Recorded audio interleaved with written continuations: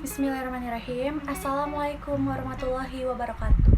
Perkenalkan, nama saya Rati Nandari. Saya dari Universitas Muhammadiyah Jakarta, Fakultas Ilmu Pendidikan dan Program Studi Pendidikan Bahasa dan Sastra Indonesia. Nah, di kesempatan kali ini saya akan mereview atau menjelaskan kembali tentang webinar Bahasa Indonesia untuk penutur asing dengan tema Kiat Sukses Mengawali Karir sebagai Pengajar BIPA yang telah disampaikan oleh Ernise Westi. Apa sih BIPA itu? Nah, BIPA itu sangat berbeda dengan bahasa Indonesia yang telah diajarkan di sekolah, baik di sekolah maupun di kampus atau di luar kampus. Kita bisa menempatkan BIPA itu untuk penutur asing. Di dalam pengajaran BIPA, kita harus melakukan sebuah pembelajaran yang membuat peserta BIPA kita bisa menangkap kalimat-kalimat yang bisa diajarkan oleh orang Indonesia, membaca tulisan-tulisan orang Indonesia dan bisa meresponnya dengan baik. Bagaimana prinsip pembelajaran BIPA?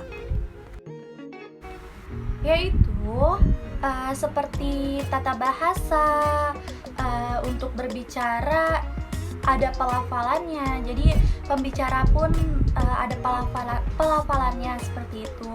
Kemudian ada unsur budaya yang harus kita ajarkan.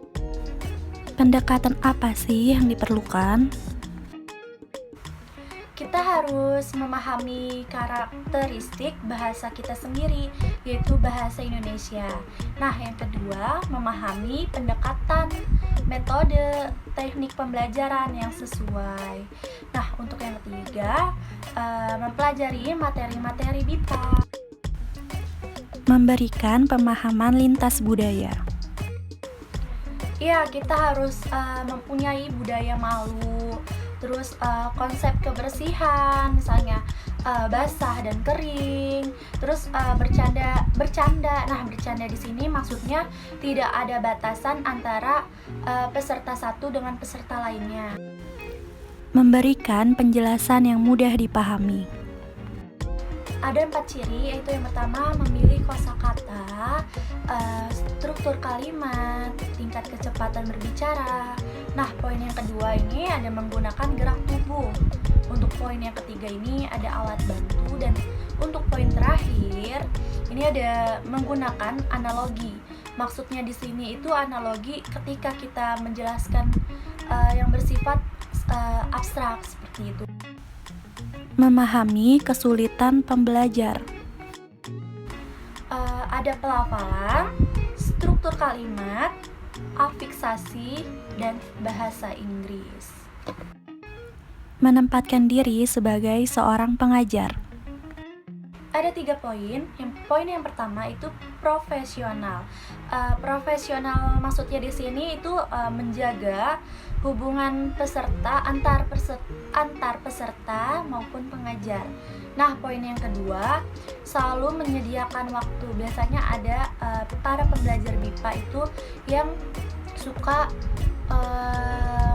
mengecat atau mengkomunikasi by gawai itu pada saat jam-jam istirahat gitu. Jadi luangkan waktu untuk pembelajar tersebut. Nah, untuk poin yang ketiga ini, pengajar pun bukan seseorang yang serba tahu. Jadi kalau misalnya maksudnya di sini kalau misalnya kita memang tidak tahu ya bilang seadanya gitu. Jangan tidak tahu tapi kita tahu-tahuin gitu. Nanti pengajarnya jadi bingung, pembelajarnya jadi bingung gitu. Ya, itu saja yang dapat saya sampaikan. Kurang lebihnya saya mohon maaf yang sebesar-besarnya. Nah, di slide selanjutnya ada bukti saya telah mengikuti webinar Bahasa Indonesia untuk penutur asing dengan tema Kiat Sukses Mengawali Karir sebagai Pengajar BIPA. Wassalamualaikum warahmatullahi wabarakatuh.